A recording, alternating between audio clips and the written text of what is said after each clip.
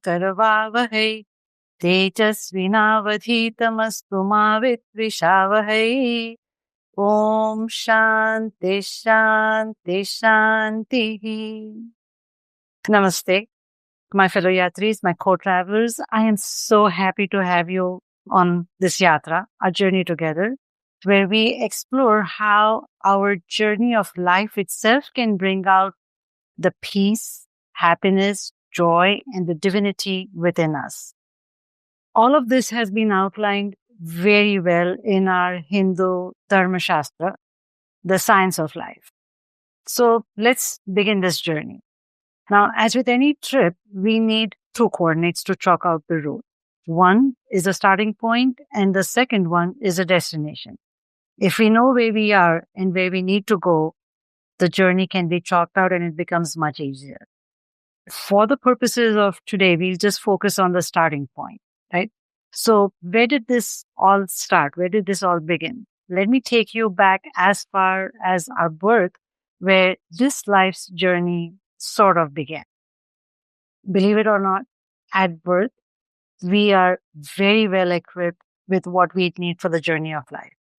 We are children of God, whichever God you believe in. So when God sends us on this trip, life trip, he, she, it, again, whoever is your Ishtadevata, they package us with way more than what we would require. And we somehow forget to look at what we have. Instead, as life goes on, we turn our focus into things that are missing from this package. We feel ill-equipped. We feel we don't have enough. We feel shortchanged. And so thus begins an effort to gather all these externalities that would somehow make us feel complete or fulfilled. Commonly known as the pursuit of happiness, we go on a goose chase thinking that happiness is out there. When I get that job, when I get that promotion, when I get the title, when I get married, when I have children, when I can buy a house, or when I can sell a house, whatever your when I's are, you can fill in the blank. We simply are not content with what we have. And plus, our marketing materials also keep on feeding us with this constant misinformation that we need something else to complete us, right? They convince consumers that you are incompetent. They often highlight our perceived flaws. For example, eliminate wrinkles or blemishes and, turn into this beauty queen, implying that visible signs of aging or skin imperfections are undesirable. You see ads that showcase models with perfect bodies and flawless complexions, creating an unrealistic beauty standards. And that can lead to feelings of inadequacies and body image issues, dissatisfied with your personal image. Or marketing for weight loss products or fitness programs that promise rapid and significant results to, get you into your beach body, potentially making consumers feel like failures. Like if you don't achieve these outcomes, you are a complete disaster. Now, notice what narration is being repeated in our minds. Like we are almost caught in that loop of reminding ourselves of how ill-equipped we are. We fail to see what we already have. We're simply focused on, I need something else to complete me. And sure enough, that kind of narration gets fed to our subconsciousness, and then those start becoming our realities. So pay attention to this, be aware, and with increased self-awareness, we can start listening to those voices that are running behind on this commentary, internal chatter that's going on. But for now, just keep that internal chatter aside, right? We were focused on looking at the bundle of joy that was born. At birth, we were born with this. That's why it's called a bundle of joy. That joy was bundled with happiness, peace, fulfillment, potential, like unlimited energy, and a lot of other things that we were born with birth. And according to the Hindu scriptures, I am the Atma, the soul. And this life journey is really a continuation of the eternal journey of the soul. And the soul takes many forms. Everything that you see in this universe, the birds, animals, trees, insects, mountains, rivers, oceans, anything and everything that you see, animate or inanimate, is an expression of the divine self. So that is why in the Hindu Dharma, we have immense respect for all these forms and we worship the divinity that is expressed through these forms. Now, in our case, looking at our own selves, the soul has taken a human birth and our identity should be with the soul, but we get distracted because of that internal chatter and our focus goes elsewhere, which we call as the ego. So we all come with this bundle, or what I call, we all are born with a baggage. And this soul that has taken a human form, its soul, S-O-L-E, soul purpose is simply to know itself and use up all the gifts that it has been endowed with. And these gifts otherwise can become a baggage if they're not used up properly. And they keep hiding the true identity below that baggage. And that's the baggage that we have to now unwrap. So when I try to unpack my baggage, I can go back to my childhood. Now, most of us don't remember every single detail and every single event of what happened in childhood. But there are some that are clearly imprinted in our minds. I grew up in India for the first 20 plus years of my life. And I distinctly remember when I was a small child, my mom asked me to run an errand. It was an overcast day and you could see the dark clouds in the sky. I knew it was going to rain. And if you've ever experienced the Bombay monsoons, when it rains, it pours. So I wanted to dash in and out the door as quickly as I could, go pick up whatever she had asked me to do, come back before it started raining. But as luck would have it, it started pouring as I was walking towards the store. So I immediately took shelter in a canopy of a shop, thinking that, okay, as soon as it stops pouring, I'm in and out. This is all okay. But the rain just would not stop. And that's when I meandered into the shop. Like, you can't just be waiting outside the shop. So I meandered into the shop. And what I observed was amazing marble idols that were so beautiful, as though they were talking to you. So I asked this shopkeeper, like, how does the artist carve out the beauty from a stone? And his answer really surprised me. He said, right, the beauty is already in the rock. The artists, they just chisel out the parts that hide this beauty. And it was astounding. It resonates with something I recently read where they said that the gardener doesn't grow a garden, but he simply removes the weeds that block the garden's growth. So similarly, to reveal that beauty that is within us, that peace, joy, happiness that we've been talking about, we have to discard, either use up all the pieces that you've got in your baggage or drop them, the unnecessary baggage that we've accumulated over time. So what is this unaccumulated baggage, right? Now, some of them we said are the unique talents and potentials each one is gifted with. But the other pieces of baggage are simply things, emotional reactions that we've been holding on, like the anger, disappointment, jealousy, frustration, all these emotions that simply don't serve us. They interfere with our natural state of happiness and they have to be dropped. In fact, this was one of the very first mantras my spiritual guide taught me. Drop anything that interferes with your state of happiness. And I was like, can you really do this? And he said, try it. And since then, it has become a practice. For the past 25 years, I consciously chose to drop anything that no longer serves me. So introspection is one of the powerful ways of doing this, exploring this treasure chest that we've got. And it's just one of the ways we get to know ourselves. Now, this package, this bundle of joy is meant to be used throughout our journey. And life unfolds as circumstances that help us unwrap these unique gifts.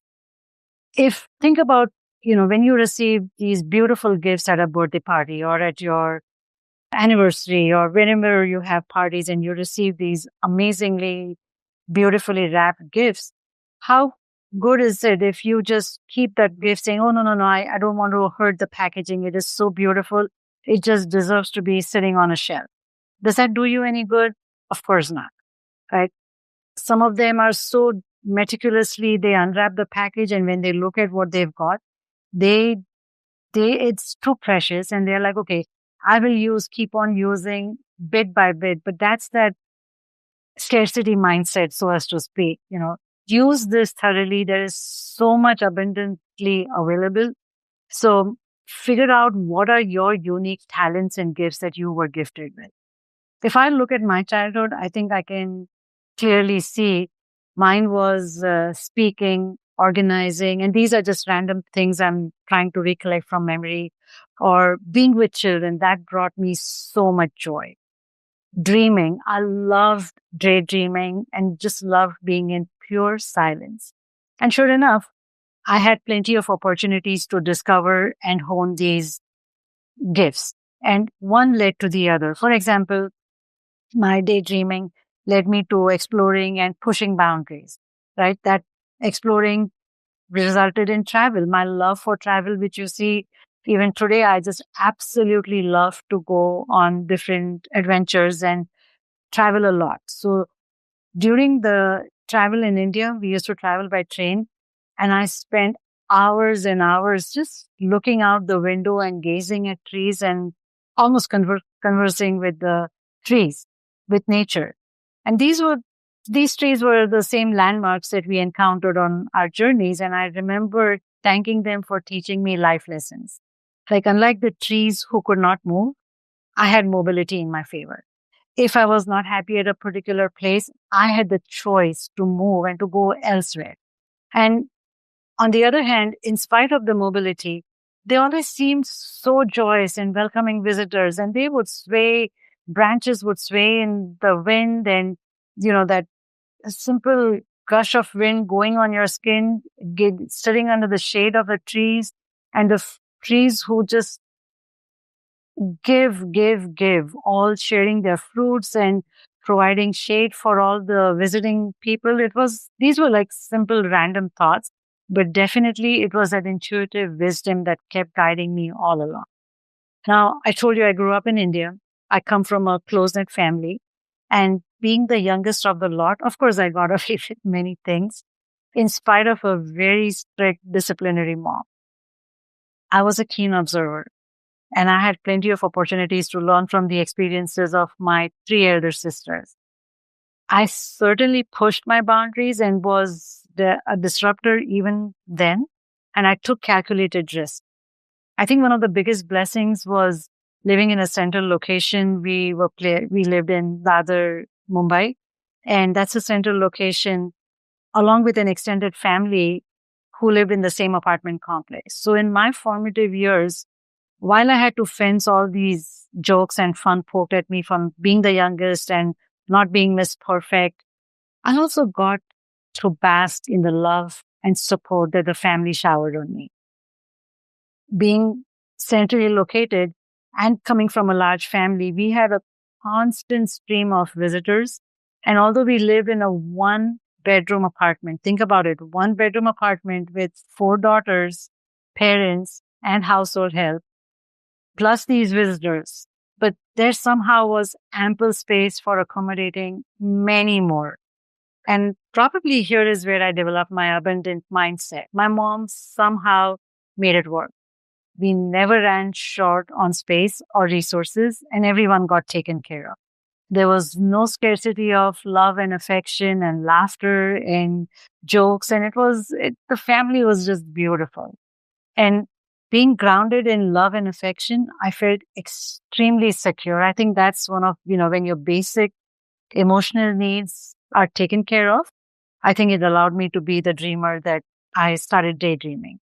And while there was plenty of fun being poked at me because I wasn't as prim and proper as my siblings, I developed humor as a defense mechanism, which I use even today.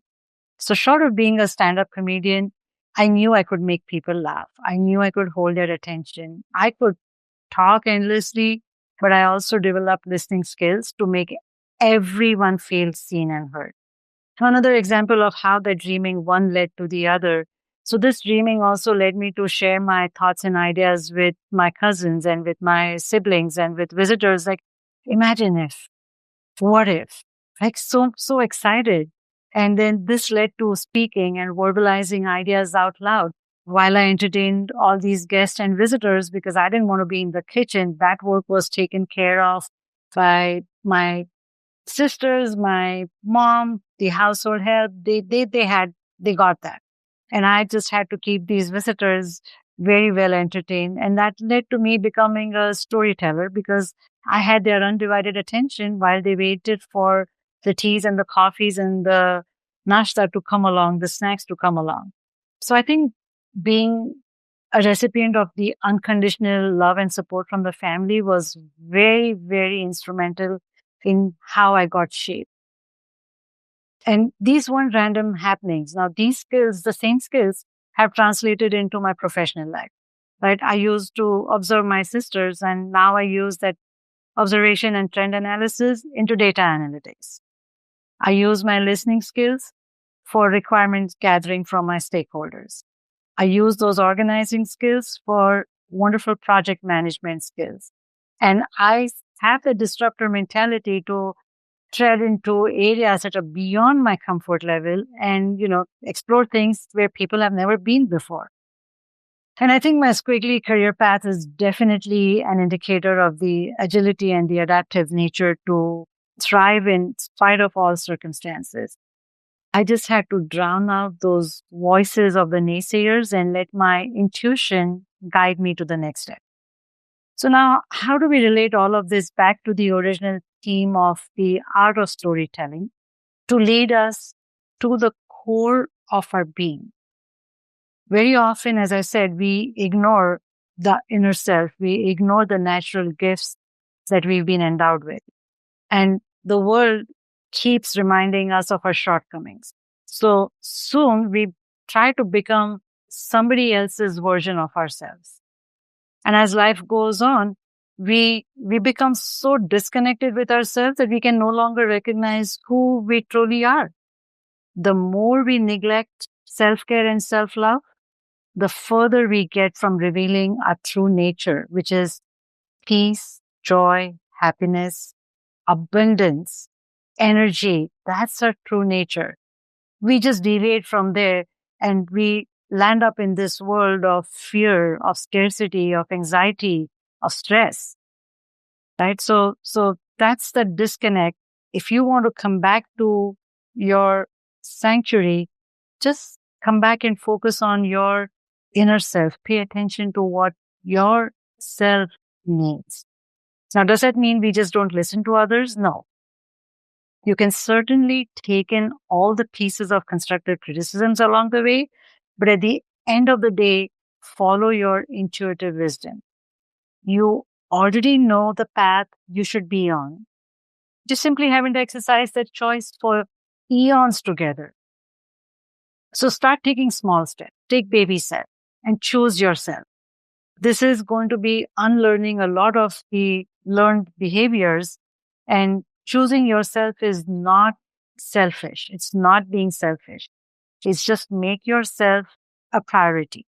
Now, whenever there is a tussle between the ego and the soul, you can almost hear the ego saying, let everything fall in place and then I'll be at peace. But your soul, listen to your soul. Your soul says, be at peace and everything will be all right. Everything will fall in place.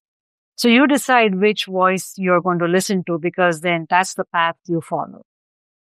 And remember, happiness, peace, joy, these are just a choice away.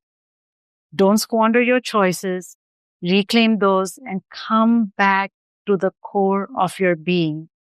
The sooner, the better.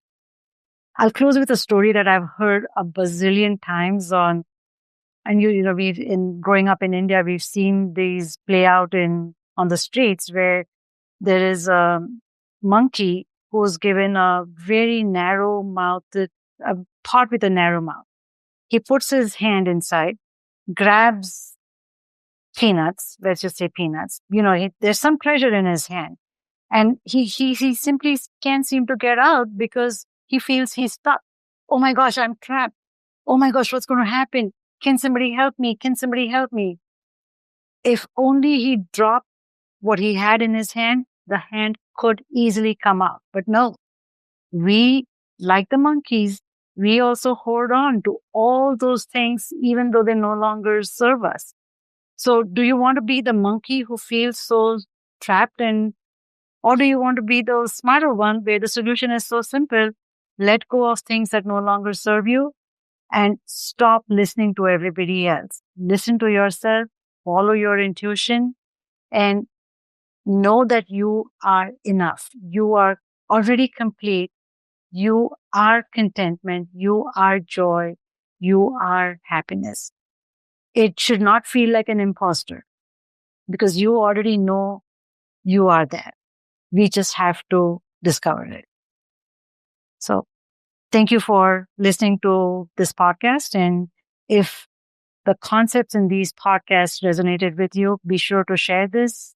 And if you have any questions, feel free to send me an email at maneesha@myyatra.vip.com.